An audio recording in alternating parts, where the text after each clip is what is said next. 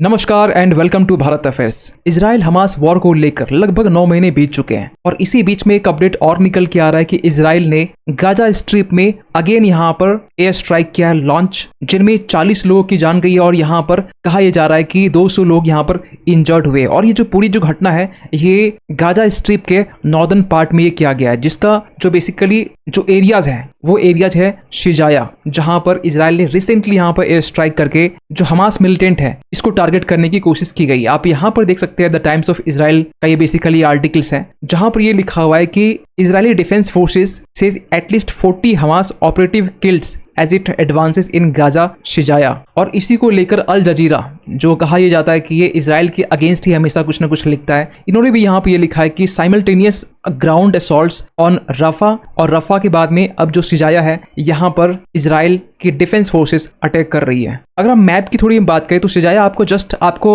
Gaza strip के northern part में आपको देखने को मिलेगा। आप जस्ट यहाँ पर देख सकते हैं शिजाया जो एरिया यहाँ पर जहां पर इजराइल की तरफ से अटैक किया गया है। एक्चुअली हुआ ये था कि इजरायली डिफेंस फोर्सेस को कुछ इनपुट मिलते हैं कि शिजाया में यहाँ पर जो हमास के जो मिलिटेंट्स हैं वो टनल बनाकर इजरायली फोर्सेस को टारगेट कर रहे हैं, और इसको लेकर इजरायली डिफेंस फोर्सेस की तरफ से एक मैप रिलीज किया गया जिसमें यह दिखाया जा रहा है कि किस तरीके से हमास के जो मिलिटेंट है ग्राउंड टनल बनाकर यहाँ पर इजरायली फोर्सेस को टारगेट करते हैं। इवन कि यहाँ पर आप नीचे देख सकते हैं कि किस तरीके से यहाँ पर जो हथियार है वो नीचे रखे गए हैं। और ये जो टनल है ना, कहा यह जा रहा है कि ये जो टनल है या तो ये मस्जिद में खुल रहा है या तो ये किसी हॉस्पिटल में जाकर खुल रहा है, क्योंकि मॉस्क जो मस्जिद है जो हॉस्पिटल्स है यहाँ पर इजरायली फोर्सेस रॉकेट लॉन्च नहीं कर सकते हैं। और जब इजरायली फोर्सेस को जब ये मालूम चलता है कि हमास के जो मिलिटेंट है अंडरग्राउंड टनल बनाकर यहाँ पर इजरायली फोर्सेस को टारगेट कर रहे हैं, इसके बाद से ये लगातार पिछले 4 से 5 दिनों में शिजाया को टारगेट कर रहे हैं। और फाइनली ये जो चौथा जो दिन था इसमें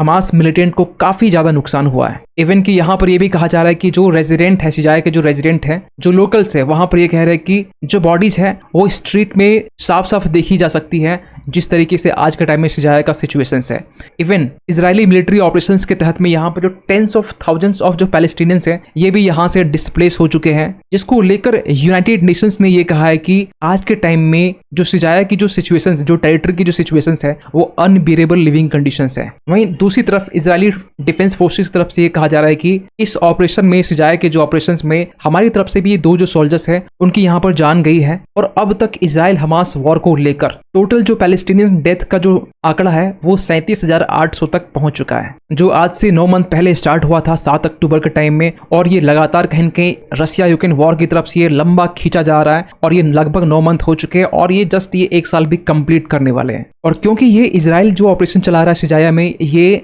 4th डे था, क्योंकि इसके पहले भी शिजाया में इजरायली डिफेंस फोर्सेस 3 दिन लगातार ऑपरेशन चला चुकी है, लेकिन सबसे बड़ा जो नुकसान है वो 4th डे को हमें देखने को मिलता है जब बम्बार्डमेंट की जाती है और रॉकेट्स दागी जाती है खासकर शिजाया सिटी में। और एक बात और यहाँ पे ऐड करना चाहते हैं कि इजराइल हमास वॉर के बीच में Israeli prime minister Benjamin Netanyahu इन्होंने यहाँ पर ये कहा था कि नॉर्दर्न जो गाजा है ये जो पोर्शंस है यहाँ से जितने भी हमास के जो मिलिटेंट्स हैं इसे हम लोग डिसमेंटल कर देंगे। और जो लास्ट संडे है, ये संडे तो कल का है, इससे पहले वाला जो संडे है लास्ट वाला जो संडे है उस टाइम में उस दिन इजरायली प्राइम मिनिस्टर ने ये कहा कि ये जो शिजाया में जो रॉकेट लॉन्च किया गया है, ये जो इंटेंस फेज का जो अटैक है वो देखा गया है, इसको लेकर ये कहा गया कि हम लोग इस अटैक के बाद में हम लोग एक्चुअली ये पहले कहा गया था हम लोग इसे बंद कर देंगे, लेकिन फिर ये जब आज से 2 दिन पहले जब ये अटैक देखा गया शिजाया में तो इससे एक्सपर्ट ये समझ रहे हैं कि ये तो बेंजामिन नेतन्याहू का एक नेक्स्ट फेज है जो कि शिजाया सिटी में अब इजरायली डिफेंस फोर्सेस एक्टिव हो चुकी है हमास को टारगेट करने के लिए।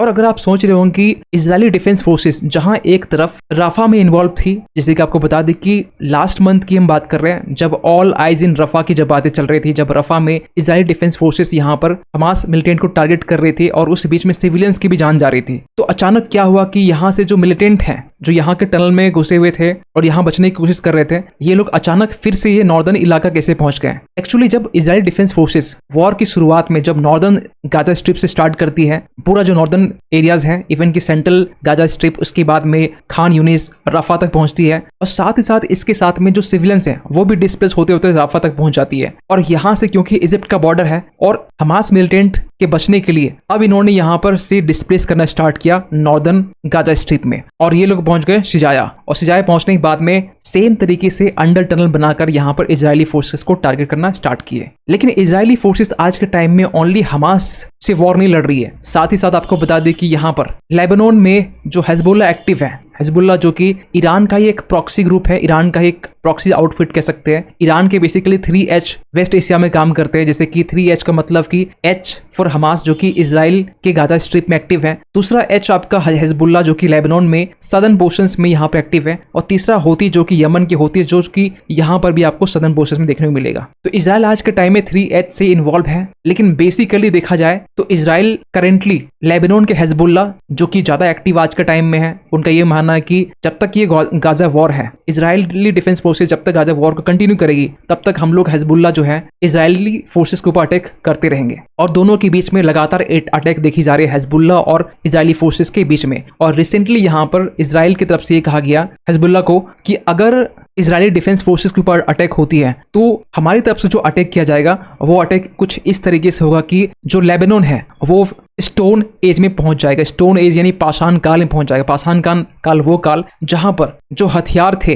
वो बेसिकली पत्थर के थे। यहाँ पर इजरायली डिफेंस फोर्सेस ये कहना चाह रही है कि जो सिविलाइजेशंस हैं बिल्कुल ये स्टोन एज में पहुंचा दिया जाएगा। और इसके बाद ना हिजबुल्लाह और इजराइल के बीच में लगातार अटैक पर अटैक होता है। आपको बता दें कि आज से 2 दिन पहले इजराइल ने सदर्न लेबनान में अटैक किया, जिनमें कुछ जाने गई। इसके रिस्पांस में कल के दिन 30 जून के दिन में यहाँ पर हिजबुल्लाह की तरफ से इजरायली फोर्सेस के ऊपर अटैक किया गया, जो गोलन हाइट है जिसे इजराइल ने जॉर्डन से कब्जा के यहाँ बैठा हुआ है, उसके ऊपर अटैक किया गया। उनमें से कहा यह जा रहा है कि द टाइम्स ऑफ इजराइल की तरफ से आर्टिकल पब्लिश किया गया जिसमें 18 ट्रूप्स हर्ट हुए हैं। किसी के यहाँ पर जान नहीं गई है, लेकिन यहाँ पे ये कहा जा रहा है कि 18 ट्रूप्स हर्ट हुए हैं हिजबुल्लाह की तरफ से जो ड्रोन स्ट्राइक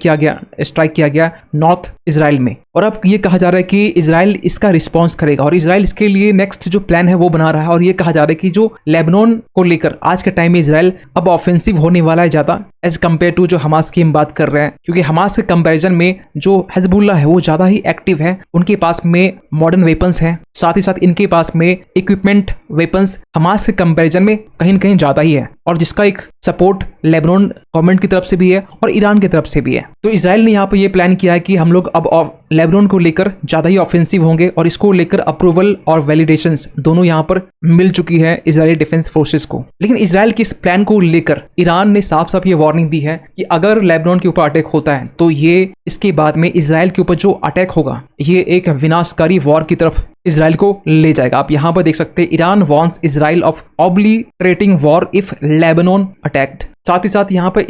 ईरान ने यहाँ पे ये भी कहा है कि इजराइल जो ये लेबनान को लेकर ज्यादा ऑफेंसिव होने की जो बात कर रहा है, जो धमकी दी जा रही है, ये एक साइकोलॉजिकल वॉरफेयर की तरह है। क्योंकि आपको बता दें कि ईरान का ये मानना है कि इजराइल कहीं न कहीं लंबे टाइम से, लगभग 9 महीने टाइम से हमास से वॉर लड़ रहा है और ये कंटिन्यूअस आज भी चल रहा है, लेकिन इजराइल यहाँ पर अभी तक जीत नहीं पाया है। और ये हिजबुल्लाह से लड़ने की जो बात की जा रही है, ये कहा जा रहा है कि ये इजराइल एक साइकोलॉजिकल वॉरफेयर लड़ने की कोशिश कर रहा है, जो इजराइल एक थ्रेट क्रिएट करने की कोशिश कर रहा है कि हम लोग लेबनान में अटैक करेंगे, जबकि ये रियलिटी में एग्जिस्ट नहीं करता है। खैर, आप क्या मानते हैं पूरी इस अपडेट को लेकर कमेंट कीजिएगा। और जाते जाते एक क्वेश्चन आप सभी के लिए कि हाल ही में यहाँ पर किस ऑर्गेनाइजेशंस ने migration and development brief report को रिलीज किया है, जिसमें ये कहा गया है कि जो रेमिटेंसेस है उसमें इंडिया सबसे टॉप में है, और आगे आने वाले टाइम में 2025 की बात करें इसमें भी टॉप में रहने वाला है। आपको बताना है कि ये जो रिपोर्ट है किस ऑर्गेनाइजेशन ने रिसेंटली रिलीज किया है, World Bank, IMF, UNDP, United Nation Development Programme, या फिर UNEP। सही आंसर कीजिए कमेंट सेक्शन पे। मिलते किसी अगली वीडियो में, तब तक के लिए थैंक यू सो मच।